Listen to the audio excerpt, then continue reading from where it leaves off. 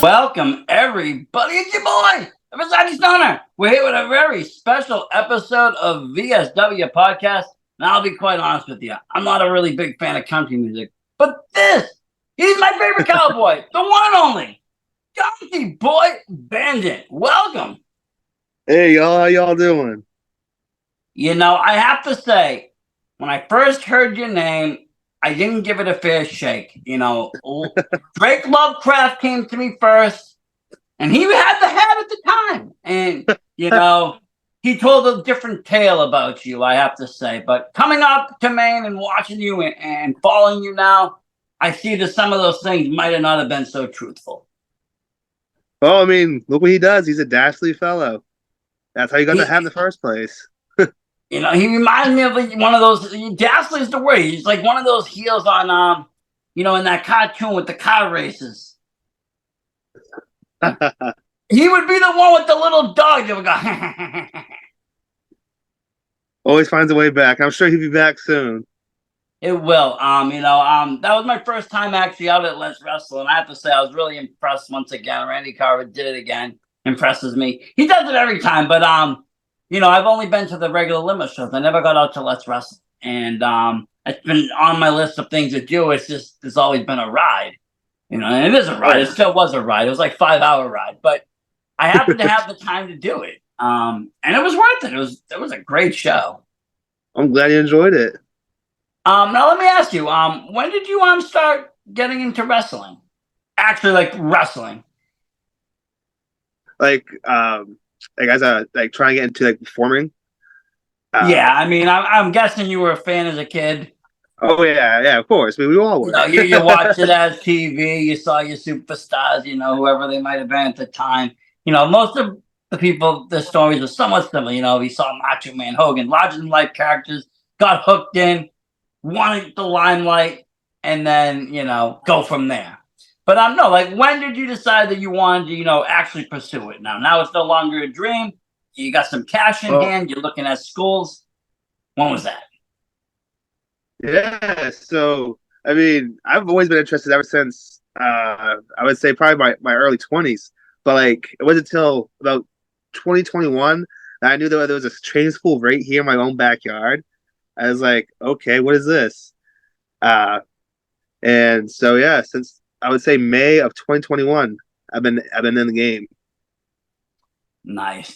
So you kind of came in after that pandemic area, which is nice because you didn't have to deal with the pausing. Oh yeah, no. Well, actually, I would say my first 2 months of training, we had to wear a mask. Yeah. I don't know. But you were still allowed to do the training. Shows were still running. Yeah. And where did you first start training at? You said limitless Dojo right there in Brewer. Yes, right up there. And again, that's another place on my list of places to visit. I think of it as no, I do. I like these kinds of things because I'm big into the schools, because that's where the superstars, grow and learn. And that's how they do it is what differentiates, promotions and wrestlers themselves. New England, we have a very strong, still to this day, Killer Kowalski influence. And you can see it in a lot of the guys and girls out there. But there is other styles out there that are now being introduced, and people are going overseas and coming back and learning and doing new things. And, it's great to see that, diversity now in the indie scene. Because there's many styles now. Oh, yeah. Me, I'm more taking my style to a hybrid big guy style. I do some high flying stuff, but not too much, because I'm still a big guy flying through the air. Yeah, and I mean, and from a logistics point of view, that always makes sense. That's one thing that irked me as a video game player. I'm an avid video game player. It always irked me that when I was a kid, I could be like whoever superstar and hop the top rope. I'm like, that ain't never gonna happen. Andre's not supposed to climb that high up. But yeah, I don't mind that. Everybody has their role in wrestling. I was talking to somebody about that today. He was saying, how his role has always been, to almost amplify the talent. He might lose, but it's to make the next guy look better. enhancement talent. And Yeah. he was okay with that. That's he accepted that as role, and he took it with pride. It wasn't anything bad, and everybody in wrestling has their kind of role and how they do things and how it all works together in a show to make it all one piece. What So you went to the dojo, you started training there. That's up there. That runs what, like 2-3 times a week, I think. Yeah, 3 times a week we try to run. And like I said, a lot of great talent out of there, and it's attached to 2 great promotions. I look at Limitless as I look at Limitless and Beyond as the 2 New England top premier promotions. They've had the highest names, they got the biggest YouTubes, they're getting the biggest attendance. Now Limitless is going to the Coliseum. They're going into a bigger arena. They're always pushing the envelope, pushing the limits of what indie wrestling can be. And Randy Garber and Drew Cordero both do a great job in doing that. And I've always looked at that way. I got into indie wrestling. They put the work in. They put that work in though. I mean, every month Randy always gets a postering team together to go post around for whatever show we got coming up next. Or if he's not doing that, he's always at the dojo, getting matches. Like they got the beat post online. Like he's always doing something for his shows. And that shows with the turnout that he gets and the following he has. But that dedication that he does doesn't get unnoticed. We see it, and that makes us want to do work for him. We want to tell everybody about Limitless. We want to tell our friends, our family, and everybody that might not know what cool wrestling takes place in Yarmouth, Maine, or wherever in Maine, and it becomes all that because of that initial, like you said, he's a go-getter. He's out there. He's doing what a promoter should do, and he's promoting. And you don't see him get tied up with a lot of the drama that can take place. A lot of these big names don't. They don't get tied up. They're too busy promoting their shows. And I love it. And again, like I said, Limitless itself got me through the pandemic just because I got into a very downstate and watching the road, watching those guys and girls go out there. I know a lot of the dojo students at the time were there and putting shows together for people to watch. It really just kept everybody going. Yeah. Oh yeah. And it's still going. I mean, we got a huge show coming up that you should probably come check out. I believe it's in August at the Coliseum. Yes, that's what I'm saying. This year, Vacation Land coming to the Coliseum in Lewiston, Maine. Which I'll be honest with you, I'm a fan of Lewiston. I go there every time I go to Yarmouth. I always go to Lewiston, even though it's a little out of the way, because I feel like they have the cheapest prices on shatter and wax and stuff. I go in there, I stock up, buy a couple of baller draws, whatever it is, because the prices in Mass are high still. And then I go to the show, and I always have a great time, and I've been doing that every time. And unfortunately, even the day the tragedy struck, I was actually supposed to go to Maine that day to do something else, and I ended up not going. And I would have been going to that town, doing that same thing that very day. But me and my wife, we went later in the year to we really like it in Freeport. So we go up to Freeport almost, a couple times a year. And went during the holiday lighting, and I saw that the people from Lewiston, the mayor was there, and he did a procession and talked about it. And it was really nice.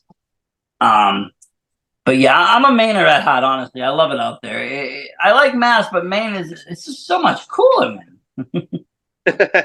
Hey, we always like where we are at, right? We do. I mean, like I said, I like Mass for what it is. I love Maine though too. But for instance, I've had to I got my medical card in like 2014 when it came in. We didn't get dispensaries until 2017, so we were reciprocated, allowed to come to your state to buy medical. So for 2-3 years, I was doing the hour-and-a-half drive just to buy legal cannabis. So I always was familiar with Maine, and it just became a home. And then when I started to get into wrestling in 2017-18, I started to notice known names, and that's what did it for me. The known names at first, people that were on the indie scene that were high up there, Dan Hausen or Chris Statland. Anthony Green was really hot at the time. I remember him just all over the place. At one point, MJF, Christian Casanova, these people all over the place. So I was like, wow, this is really impressive. really impressive. So I got into, watching Limitless. I was all set to go to that show. I was so excited to see Chris Statlander take on AG for that title. I thought she was going to win it, really. But it never happened. 2020 struck. We all got shut down.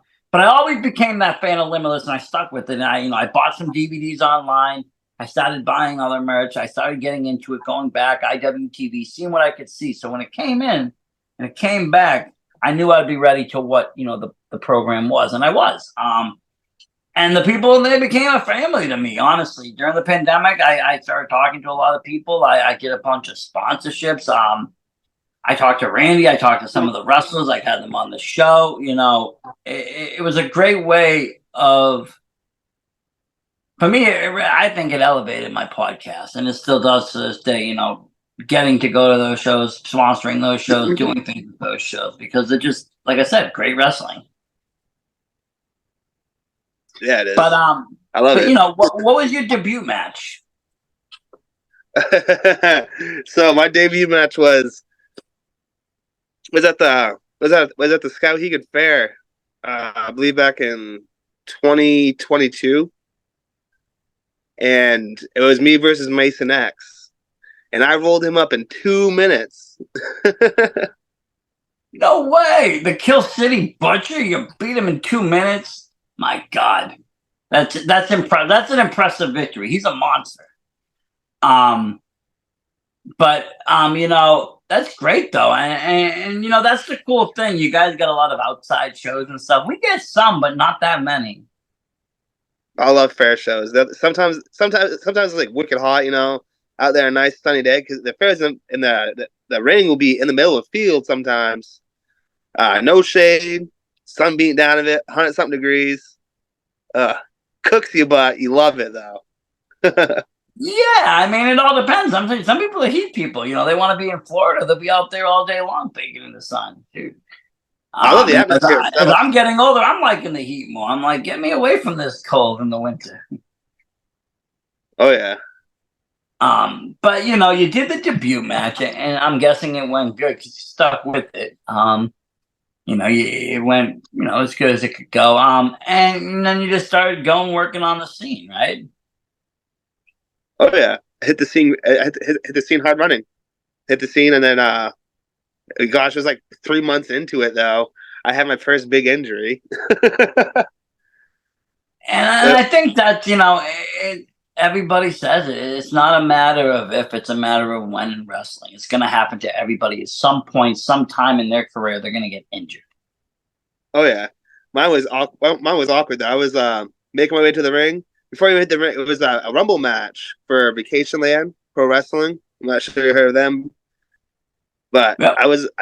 I pulled my partially tore my calf during my entrance. You were trying to recreate Titus's slide, weren't you? I was getting myself all pumped up, and then bang. and that's when it happens, it's when like you least expect. It's kind of like with the car, your car will break down. It's not when you're on the highway going 70. It's when you take that small short turn around the corner at 10 miles an hour, you hear the clank. And sometimes it's the same wrestling. It'll be just those slightest moves. And you said that was like 3 months into it. That must have been rather devastating at the time. Oh yeah, I was definitely upset because I felt like I was having like good exposure and whatnot, and boom, I was on the shelf for like 3 months. I think 2-3 months I was on the shelf. And then you came right back to it, though, huh? Oh yeah, been at it hard ever since though. Haven't been injured since or anything like that. So no, I mean I've seen you. Like I said, I see you booked all over Maine. You're taking more and more bookings. You're really getting out there. What inspired to do the whole like DunkyBoy, the dunking kind of gimmick?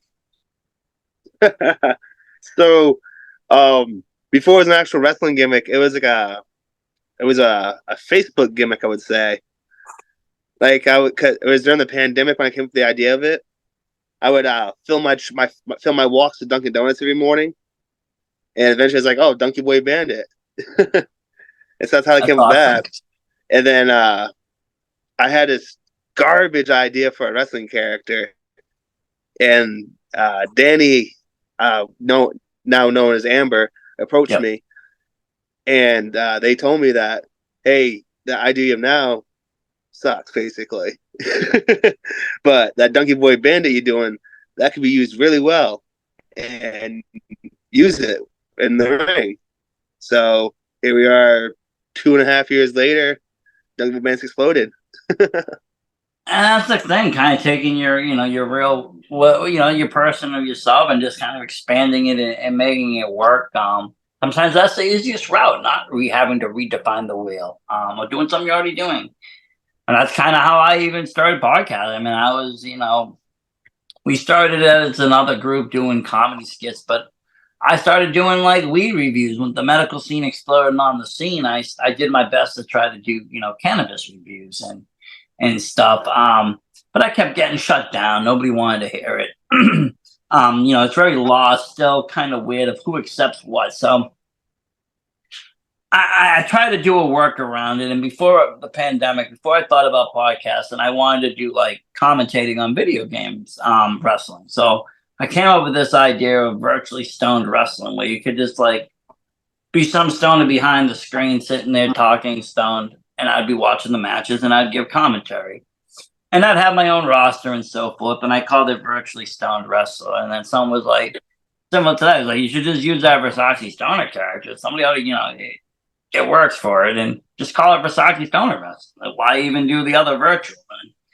And, make it a podcast and do this and do that. And I'm like, you know what? You're kind of right. Because, at that time, it was the time that I really, enjoyed the indie scene. I was like, what's missing here? And I'm like, I'm thinking, I wish I could get more eyes and ears on these guys and girls. I don't know how I could do it. Maybe I can, maybe I can't.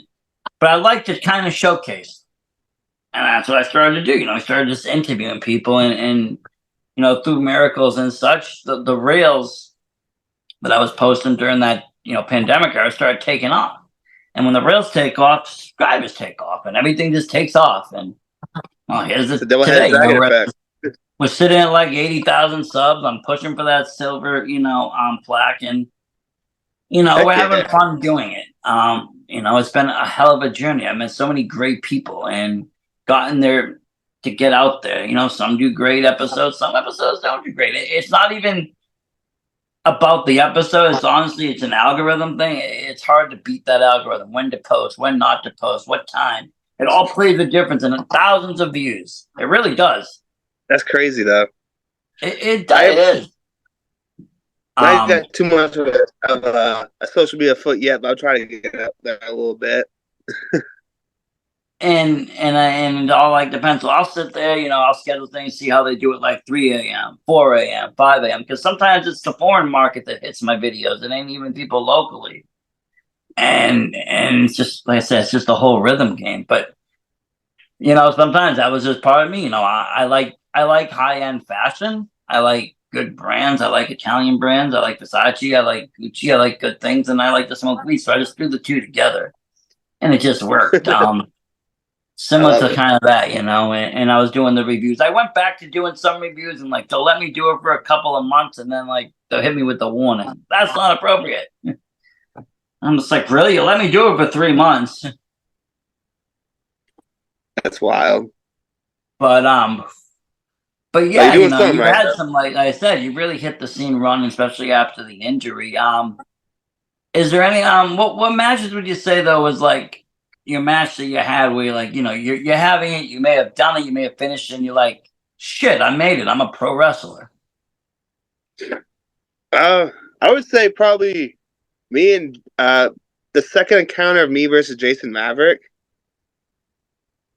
I mean, I felt like we really had the crowd in our hands, and me as a wrestler, I felt like that's where I felt like I, so to say, made it, because that was like I would say a big top off to our story we were going at that time too as well. And me and him, we always bring out the best in each other. We wrestle each other. I can't even count. It's more than a handful of times. I know that. Like one of those rivalries, but it's like a good rivalry. Oh yeah, we always try to bring out the best of each other. We always try to one up each other in the ring. But I feel like that's needed, especially if it's a healthy competition. Healthy competition is great. When it's out of bitter and spite, it's not so fun. But if it's a healthy competition, and it makes everybody work a little bit harder, I love it. I'm all for it. Oh, yeah. That's why I said, like, I love Limitless. They're always pushing the limits. They're going into a bigger a bigger space. The Coliseum is a much bigger space than Yarmouth for their next show. That's going to push other, promoters to want to go into a bigger space for their big NBA shows or big shows. It's going to Oh, change yeah. the scene of wrestling once again. Especially here in New England. I remember before Limitless and Let's, there wasn't really much of a scene up here in Maine. Like you had IWE, then you had a couple up north, but that was about it. But nowadays, there's scenes. There's a show everywhere nowadays. This on the weekends, just about. Are you have you always been in Maine? My whole life, yeah. I lived in Florida for a couple years when I was younger, but Okay. most of my life been here in Maine. Yeah. No, yeah, I mean, it has changed. There wasn't that many. I mean, but then you had people, you still got people today, like Larry Huntley, still running a great show out there. You Oh got, yeah. Adam Booker running a great show out there. MPW's back, and they're running a great show with Neil Day over there. We're getting a lot of more variety of shows every weekend rather than just like one or two or three, it seems, a month scattered, which is great. Oh yeah, I love it. In Mass, it gets crowded. It really does. You'll have, last Saturday, not this Saturday, but the Saturday before, there was like 5 or 6 shows running against each other. It was crazy. Wow. As a fan, it's not fun because you got to really pick and choose, and sometimes you want to go with the match you want to see, but there might be 2 great matches. It's like, okay, what do I do here? Yeah, sometimes it's a little too hectic for the fans. Now, still to this day, though, even though you have made it as a wrestler, you're still going to training. You're still training at the dojo. You still put in Oh the yeah. work at the gym. Oh yeah, definitely. You can't expect to be the best if you stop training. I mean, if you look at other professional athletes, like your football players, your basketball players, baseball players, they all go to training every week still. No, they do, but sometimes sometimes on the indie scene, you'll hear people, they'll learn the ropes, they'll learn enough, and they'll be able to start taking the book, and then they forget about that they need to learn more. They'll just keep going for years on end with what they know, and it's Oh like no, you guys eventually don't go you can nowhere. see the difference. You can see the difference. There's no growth. There's no improvement. Oh yeah, they hit that plateau because they think they learned all they could. But you can And always learn something new. there is. I mean, if I stopped learning if I stopped learning how to, do Photoshop, Illustrator, make a website, and everything that had to do with computers when I graduated college, I would be considered obsolete right now. I wouldn't know how to do anything. My kid would know more.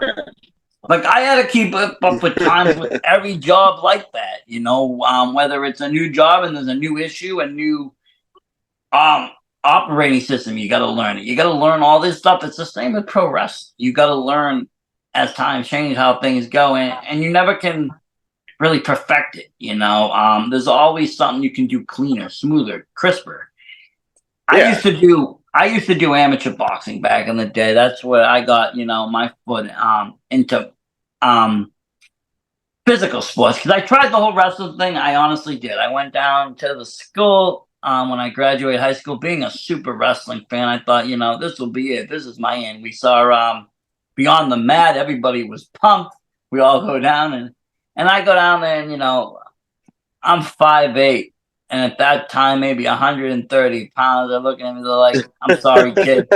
Wrestling's not going to be for you. I'm not even going to take your money. Like, have a great day. Sorry." And I was like, okay, cool. Like, I didn't get bummed. I just figured I gave it a shot. Cool.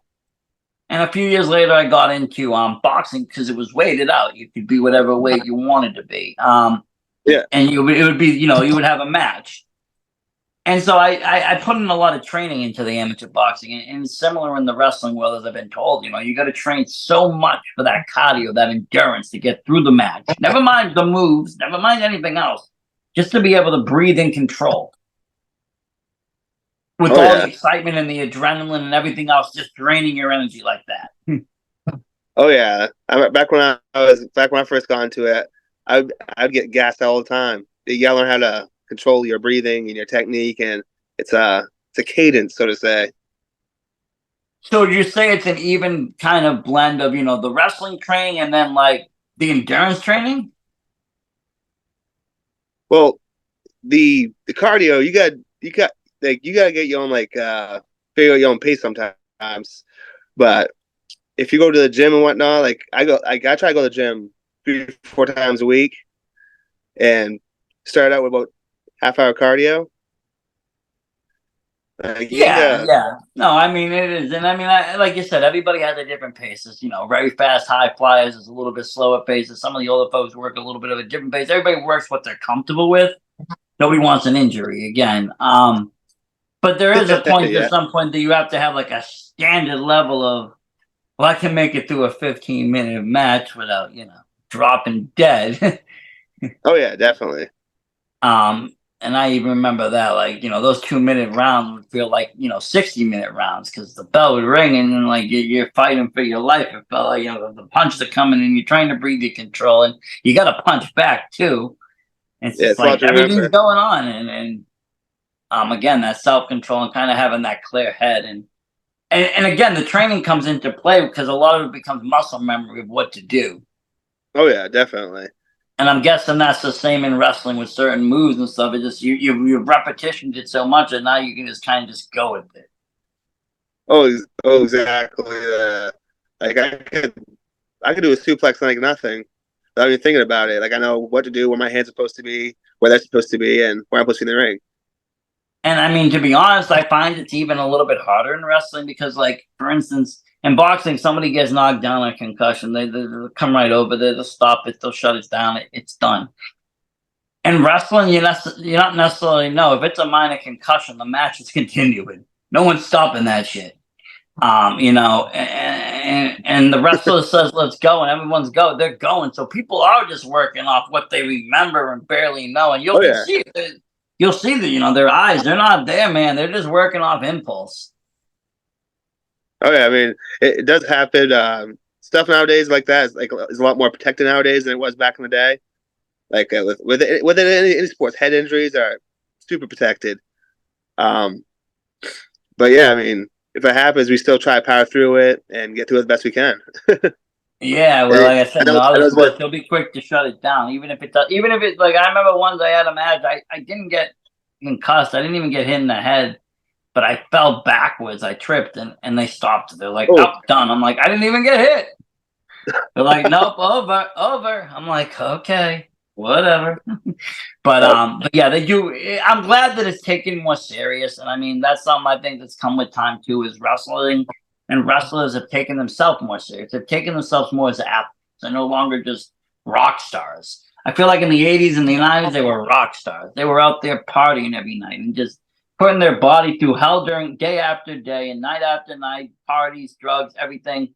Nobody was looking at long term. Nobody knew about nutrition. Now today, people are, they're working on themselves. They're out there, bettering their lives, trying to cut habits, doing better for themselves. I just feel like, and it shows. They're getting longer careers. People are working longer. They're doing more. oh yeah. I mean, look at AJ Styles. The guy's what 44, 45 years old, is still doing some of the best work of his career. I mean, I even look at people like I'm a big Too Cold Scorpio guy. Guy's up there in age and he's still doing backflips. Oh, I know. I saw him do that live. That was crazy. I was up at VXS a couple of years ago. Dude's fighting Willie Mack, and I'm seeing him do backflips. I'm like, I know people, in their prime right now that can't do that. It's um, wild. it is, and that's just keeping up. You'll see Tony Ellis. He's another one up in Maine all the time, working shows, kicking ass, and he's up there, and he's been doing it for year after year after year. Oh yeah. I was just at a show with him up at MPW there at on Indian Island, Old Town. It was a week ago. I love that promotion. Always have, I talk to the ring announcer. She comes on my show there, Megan, and I talk to the hardcore champion sometimes, Johnny Primer. He'll come on and recap the show with me. Always a fun show to talk about, and such names. I remember just the opening show they had Tatanka on there. Oh How yeah. how how amazing! Tatanka on the Native American land. It's just like, and Tacoma. They had both, and it was just like, Oh yeah. wow, what a moment. That's Oh, yeah, amazing. definitely great. I loved it. I love that show. That was a good one. What are your plans now? As you are working the industry, do you have like set goals now in mind as you've been kind of getting out there? Oh yeah, definitely. I do want to try to get to Limitless sometime with the next. I want to make my Limitless debut in the next year. That's definitely on my list. And of course, I want to give some single gold. I haven't got no gold yet. I mean, well, you're gonna beat BRG. You got to challenge BRG. I mean, but if you get into Limitless, then you can deal with you can deal with Shannon Thomas. So I mean, I guess pick your poison. Either Pick your way, poison. Either way, you got right? to deal with one of them. But and they're both at the top of their game too. I have to say they're very impressive wrestlers, both of them. I've seen them. Those are two guys that I've seen come, and watch their career just get better and better and better. Oh People yeah, like Becca too. She's another one. I've watched her just grow beyond belief, to the next level. And then that's what's so cool about the indie scene. You get to see that progression where you don't, you might see it on the big scene, but it's not as intimate, it's not as close. You don't get to actually really witness it like that. yeah, yeah. No, I feel yeah. It's true. Like on the indie scene, like I remember the first show I went to back in 2021. Seeing Alec Price from where he was then to what he is now is like a 9-day Oh transformation. my god, like yeah, like I remember seeing him at like Pandemic of the Dojo. He did some promo. He was selling some shit out the back of his trunk, and like I was like, "Who is this kid? I like him. He had great mic work." And I'm like, "Who is this kid?" And if I take that moment to now, it's like, damn, that kid has Yeah. put in some work. Oh yeah, definitely. And I think that's what it is nowadays. If you want to put in the work, you can get as far as you want in this industry. Almost, I'm not guaranteeing you say you get into WWE and W contract, but you can get up there on the industry if you get your name out there. You put in that work. That's what I'm trying to do. Put that work in and get my name out. And Hey, like I listen, said, I feel doing like this, you do a doing great job. I'm always seeing DunkyBoy Bandit book somewhere. that. I'm like, oh, he's there. Exactly. That show, there he is. That show, like that's great. Maybe soon we'll start Exactly. seeing more Massachusetts shows. That'd be fun. Oh yeah. I'm trying to get out of state. I'm trying to get some more out of state bookings. Um, I've you had a know, couple in my career. yeah, we do. We have a rich wrestling scene in Mass. I mean, like I said, you got wrestling open every Thursday night. They get a lot of fresh talent. And there's all the other, the great promotions that run on the regular basis. NCW, Proving Ground. You got APW. You got so many out there. Can't even name them all, but yes, there we have Rich, and then like I said, and I heard that we were eventually someone's gonna start running a lot of shows in New Hampshire, maybe. That'd be awesome. The only problem with New Hampshire I heard is they have an athletics commission, and like Yeah, nobody you gotta wants get to deal with a licensed. commission.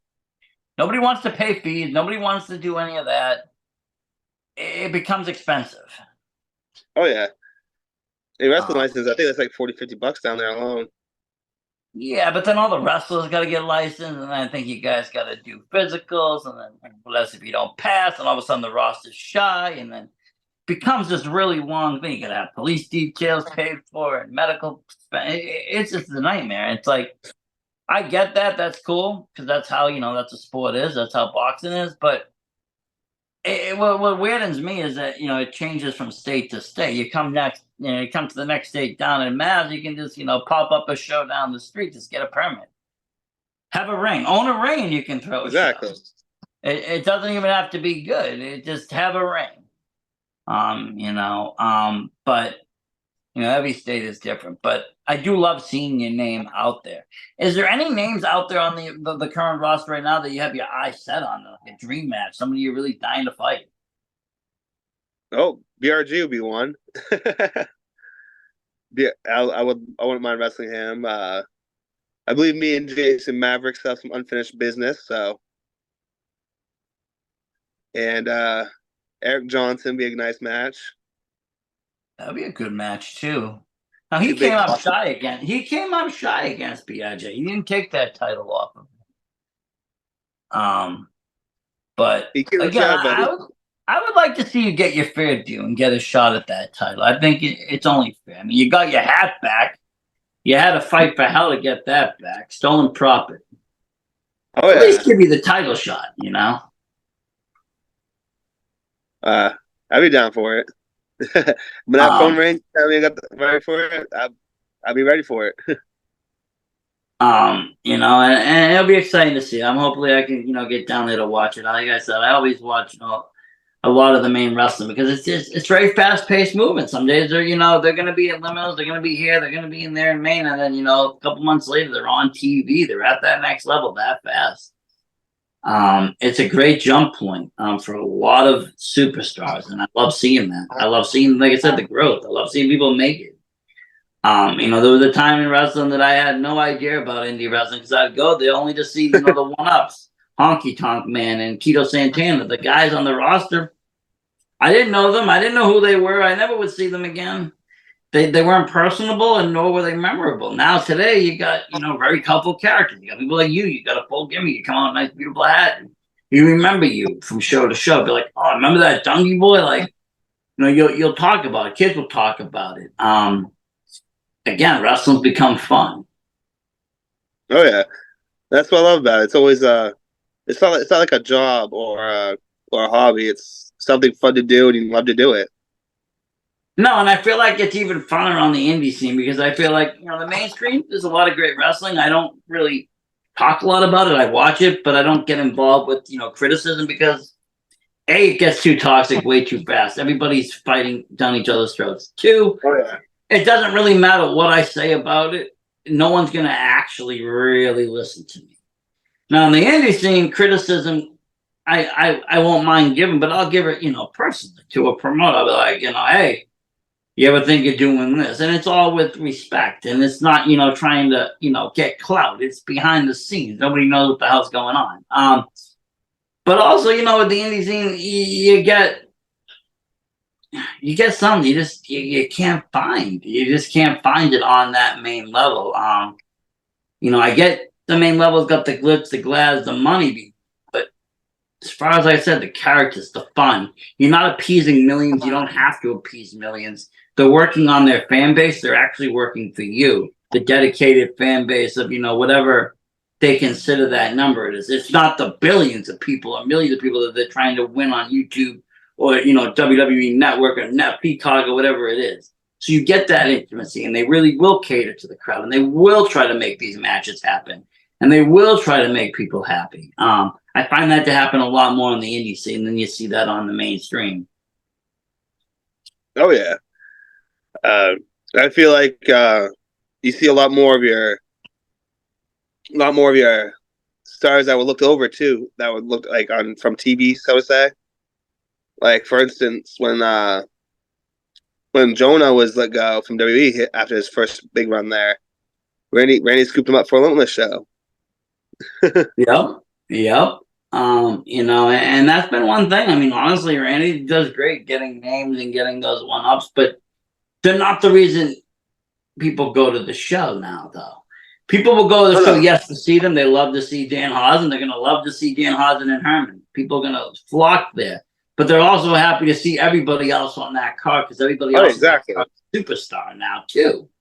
You know what I'm saying? Like, everybody's just, it's like I said, it's different. People are seeing, you're seeing these TV stars, and whether it's even IWTV now, you're getting that national exposure that you just couldn't get before. It wasn't there. Oh yeah, definitely.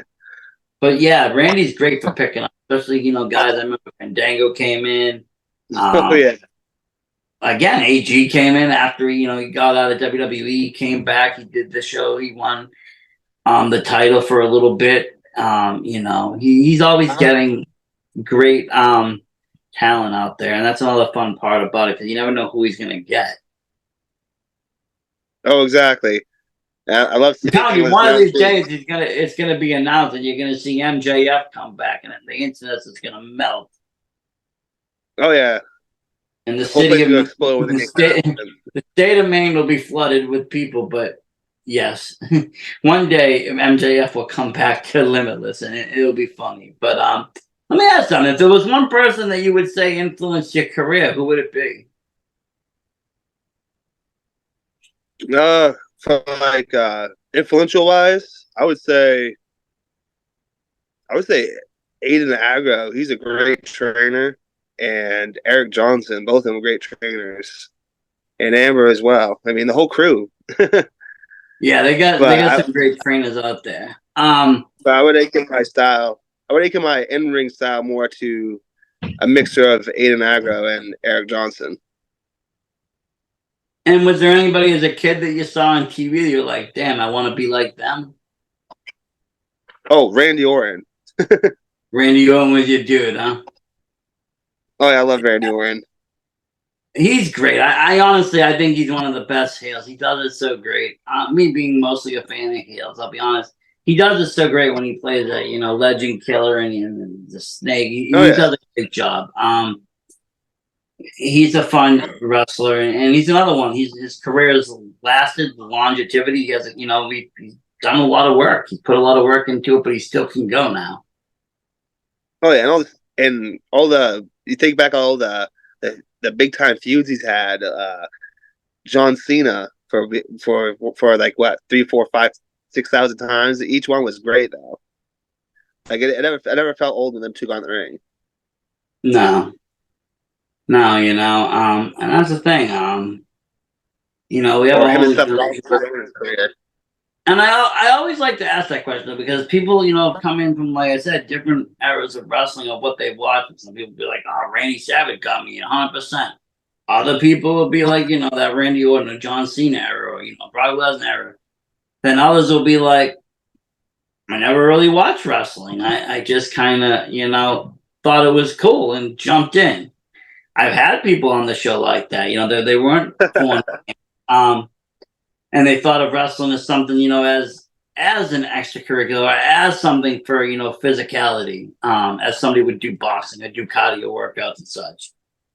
But yeah, it's very cool to kind of feel where people kind of grab their inspiration because, you always realize that, the same thing happens in basketball, football. You see your stars, you want to grow up to be like him. You used to say everybody wanted to be like Mike, everybody wanted to be like Michael Jordan. Everybody, there was a whole generation of people that tried out for the NBA because they wanted to be like Michael Jordan. Wrestlers have done the same thing. They've grabbed, whole generations of kids to come out there and want to be like that superstar. Oh yeah. I mean, speaking of Michael Jordan, though, I noticed you have one hell of a shoe collection. yeah, I do. What would you say your favorite pair of sneakers are?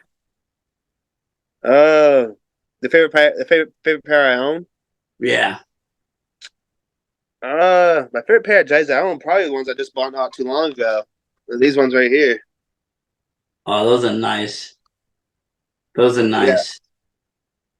Yeah. My wife's big into sneakers. She's got this little wall of sneakers, all different Nikes, and she puts it in bags. She won't leave them out. They got the little things that go inside so they don't fold in. She's nuts about it, but yeah, she got a little wall of them. Me, I like sneakers too, but I'm not as crazy as she is. No, did you happen to get a pair of those Young Buck sneakers? I saw those were out. I haven't yet. I actually just noticed those. I just noticed those a couple days ago. Now they're sold out. Now they're going over market price on eBay for like $1,500. Have you seen that Roman Reigns has a pair of J's coming out? Really? Yeah. See, that I would invest in. See, I don't think I would go after the Young Buck sneakers. I'm not really a big Reebok guy, but the J's and somewhere Roman Reigns, I would definitely throw down some money for that. Maybe even the 15 if that was valued. But they call the Bloodline ones or something like that. Oh, they're probably gonna be nice. They're gonna have like some black and red in there. They're probably gonna have some Bloodline. Instead of the Michael Jordan symbol, it's gonna be Seth Rollins. Instead of Michael Jordan symbol, it's gonna be Roman Reigns. That's gonna be awesome. See, I like that, and see, that's like I feel like this is the era where wrestling's becoming mainstream again. For a while, it was very mainstream. Then it kind of died down. It wasn't so mainstream. You didn't see all this pop culture. Now you do. They're bringing in people over the years. They brought in Bad Bunny, Logan Paul. They brought in now Sexy Red. I know people don't. Was just there. I know they don't like Sexy Red. Then you get the people are giving a lot of hate, but it works because back in the day they would bring in Pamela Anderson. They would bring in these people to kind of play around. I remember Pamela Anderson brought Shawn Michaels to the ring. For one of the Rumbles, she was ringside. Oh yeah, They would always bring wild. in these pop cultures, even from the beginning of time. We had Muhammad Ali and Ray Charles on, doing national anthem. We had always pop icons. So now I feel like they're bringing that back again, and it's becoming, a big thing. It's becoming well known. Oh, it definitely is, and I'm here for it because, like I said, I've been a wrestling fan since I would say probably since '93 when I was in my base, when I was in my pa's basement in his old man cave area watching wrestling with him. Yeah, yeah. 93 was a good year. Well, no, people don't like actually 93. I'll be honest with you. Everybody shits on 93. Nobody likes WrestleMania 9. I think I'm the only one that liked WrestleMania 9. I was like about 9 or 10. And we had a hell of a toga party here with my friends. And we watched WrestleMania 9. And honestly, at the time, I was a Hogan fan. So I was happy when Yoko won and then Hogan came out and beat him. I thought it was the greatest thing because I didn't like Yoko and I didn't really like Brett. So I was like, this is a double win. But a lot of people don't like that era of wrestling. They thought it was just not good. But at the time, it was great. We were there and watched it. It was fine. Oh yeah. I'll ask you one more question. Where can people find you on social media? Where can they follow you? Oh yeah. So you can follow me on X or Twitter, if some people still call it that. Facebook, and I also got a TikTok now too. And is it all under DunkyBoy Bandit? Oh yeah, all of them DunkyBoy Bandit. Great, I mean, great. TikTok might have some numbers after it, but that's whatever. Yeah. I never know what they're gonna do with TikTok. If it's gonna be on when I wake up, if it's not gonna be on, if they say it's gonna sell, they say it's not selling. Never know with TikTok. Sometimes But now that big old rumors they're saying might close down now too. yeah, so yeah, it's like and then but they still want to like throw bait and be like, oh, join this and monetize for this and go after this. So I'm like, I never know what to do because they send me all these emails. But yeah, what shows do you have coming up? Any shows coming up in the next couple of weeks? Oh yeah, I got a big double header next week coming up in Franklin, Maine. Really? Oh yeah. So let me look up the show real quickly here. Give me 2 seconds here. I don't want to get it wrong.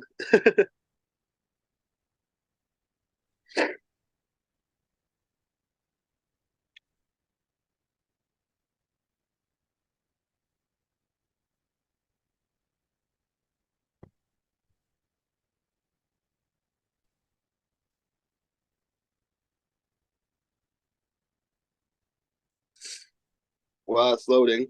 But yeah, it's gonna be a doubleheader in Franklin, Maine. The first show will be a tag team match with I'm sure everyone knows Jake Hez. Awesome. Yeah, then the next show, I believe I'm wrestling ZPB. Zach Pierre. I remember him. Back in the day, he used to work at Northeastern Championship Wrestling. He'd always have a bottle of wine. He was a bad drinker at the time. And he'd always be stumbling around the ring, bring his wine to the ring. He wasn't a very good tag partner, that was for sure. I remember somebody tried to tag him. He was out there drinking his bottle of wine. But I think he cleaned up his act now. I think he's doing better. Oh yeah, he's definitely doing better. He's always working out and whatnot, so that'd be a good match. But yeah, ZPB is one of my favorites. I like watching them. I like Northeast Championship Wrestling. I'm a fan of them. That was actually my first indie show I stumbled into because I want something local, so I looked local in Dedham, Massachusetts was the closest thing. And I went in there on a Friday night, and like I said, I was just bewildered because I saw characters that I didn't think would exist on the independent scene. And colors and everything was colorful and bright lights. And it was just like, wow, this is so cool. And I'm sitting this close to the ring, and it's just like, wow, this is a dream come true. Because when I was a kid, like I said, A, if there was indie shows, I didn't know how to get to them. B, I didn't have the money to like do anything. You're a little kid. When you're an adult, you have money to kind of go to these things or travel a little bit or get out.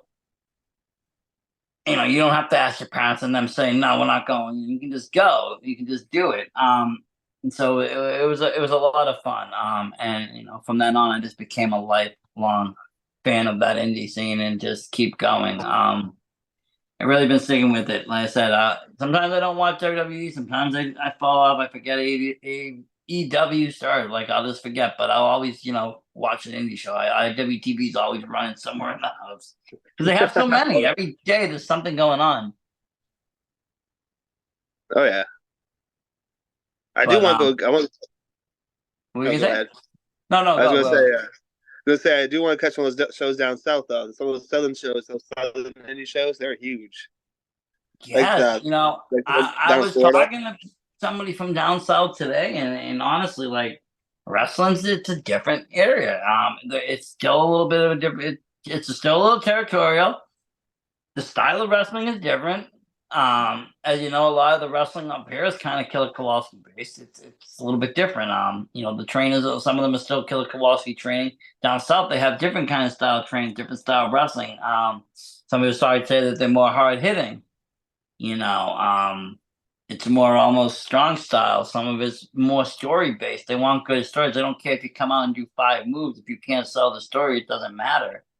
What's Um, your favorite style to watch as a My fan? favorite style to watch of wrestling, I honestly am a character based wrestling. I love things that are different. I love things like Rad Pro Wrestling. I love things like Kill City Cup, where wrestlers are playing a different character.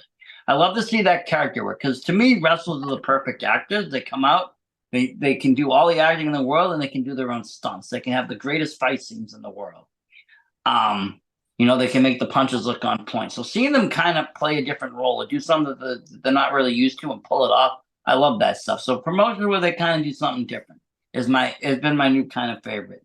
Um, but yeah, I like. But I mean, if I'm gonna just watch any kind, I do like. I watch all styles, kind of like movies. I'm a big horror fan.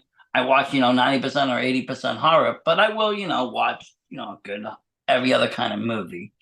So if something comes along my way, I'll watch it. Sometimes I watch, I'm a GCW fan, so I watch some of their matches, the death matches. I was, the collective was awesome this year. I thought that was, on par with WrestleMania. There was a lot of great matchups that night, things like that. Heck yeah. Like I said, I like wrestling. I'm a big fan of it. One of my favorite shows again was like No Peace Underground. They didn't even have a ring; they just did it like on a stage, and it was just different. It's not your typical wrestling. It was different. Really draws a lot of crowds too. Yeah, I like that. I like that. I like that kind of feel. It brings something different because unfortunately, the same kind of shows. Since wrestlers aren't really kind of they're independent. You can almost get if you go to enough shows, you almost feel like you're going to see the same event over and over again. If things is too similar, you run into that problem because the talent pool's there. So you start to see the same matches twice or 3 times in a month or in a couple of months, and you're like, okay, I'm over this. But when you start to kind of venture out a little bit, and you turn on IWTV, you start watching Southern stuff, you start watching stuff from out in Vegas. You see all different types of wrestling. It's like, oh, cool, okay, cool. Now this changes up again. Then when you come back to the New England stuff, it's like, oh, this is fresh again. Oh yeah. Yeah, it's Um, like Baskin Robbins, 31 flavors. yeah, but soon, I'm telling you, soon you're gonna see. I don't know if it'll be Master will pop it first, Main that will pop it first, but we've started to legalize it. We've started to get some lounges and clubs where you can go and dab and do vapes. Pretty soon, there has to be a cannabis / wrestling show somewhere being done in the Northeast. If there's a show like that, sure, DunkyBoy Bandit will be there. I mean, of course, it's going to be a 21 plus show, and I think that's why people are hesitant because you're going to lose the kids crowd. But there's a lot of shows that are done in breweries. There's a lot of shows that are done late at night. There's a lot of shows like GCW that run that you're not going to bring your kids to, anyways. So just make it that in this show that you're not going to bring your kids to, and just know that your audience is going to be a bunch of stoners that like wrestling. Yeah. But yeah, it's always cool though to see because I talked to a lot of wrestlers. Like I said, I started a lot of my stuff online stuff with medical cannabis. Talking about the strains, talking about that, and a lot of pro wrestlers use medical cannabis for their pain, for their injuries, to bring down inflation because it doesn't affect them like pills or other things, and they can just kind of do what they got to do, move on about their day, and keep going. Oh, exactly. I mean, I smoke a lot myself, and yeah, it helps with my aches and pains I get from bumping around the ring and running and things like that. So I I mean, mean, that's what you kind of. wrestling isn't as fake as a lot of people like to think it is. I mean, it can be, and I mean, I'm sure when I first Yeah. started smoking, I was, this goofy little thing because I got really stoned. But after a while, you do grow tolerant, and things stop affecting you the same. The ailments go away. You might not seem so high or stoned, but you don't have that back pain either. Your arms aren't hurting today. Your knees aren't hurting today. Your appetite's back. Whatever it might be. Your anxiety is lower. Your stress is lower. Depression is better. You're feeling more motivated. There's many reasons why medical marijuana now is prescribed because it is working for things that people were like before no. And I Yeah. feel like that's important. Because it is a valid source of medicine that can treat many ailments, especially in a physical setting where people do sustain injuries constantly or constant trauma to the body. Even if it doesn't injure, you're still taking a bump. Eventually, that bump's gonna hurt. Oh, exactly. But it's good to see that because, like I said, I feel like back in the day, again, a lot of wrestlers were addicted to other things and they didn't have long careers. Some of them not long lives, unfortunately. It just wasn't there. A lot of my childhood stars aren't here today. They're just not. They passed away, different things, and it's sad to see because like I said, the people today, they're treating their bodies much better on the scene. They're really going for that longevity. Even people like Ric Flair, you wouldn't think he's actually more healthy than he led on to be. Oh yeah, definitely. I heard that at a point that Ric Flair was working shows every single night. He had that cardio. He had a heart rate of something like 32. He was such in shape. Like he was ridiculously in shape. Oh yeah. Even to this day, he's still in shape for his age as well.